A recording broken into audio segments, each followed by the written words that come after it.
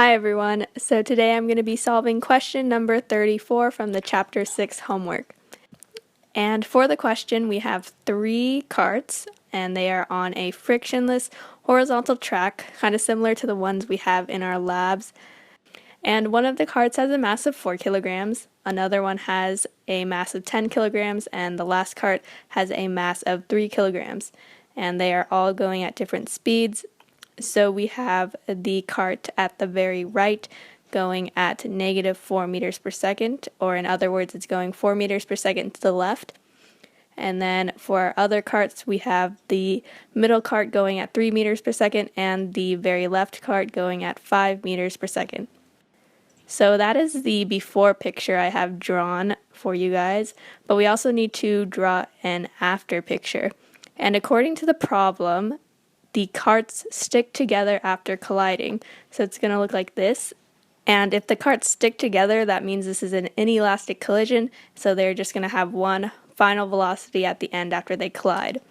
And the problem wants us to solve for that final velocity.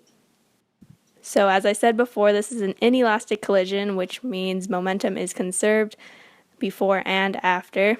So we're going to write our inelastic collision equation, which is m1 v1 initial plus m2 v2 initial plus m3 v3 initial is equal to the total of all the masses times the velocity final.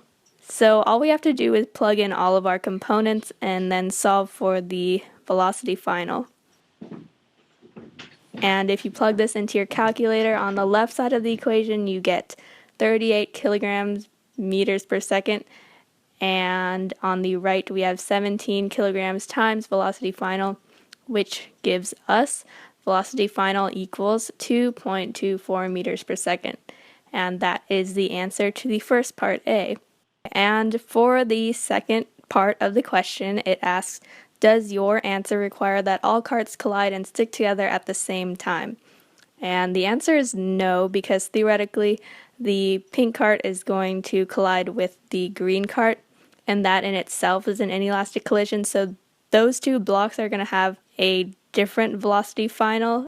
But then once it hits the orange cart, then it's going to be 2.24 meters per second. So there's going to be a little time in between then. It's going to take a little time for the pink and green cart to hit the orange cart. So that's why the answer is no. So they don't have to hit at the same time, but eventually it will all come down to 2.24 meters per second.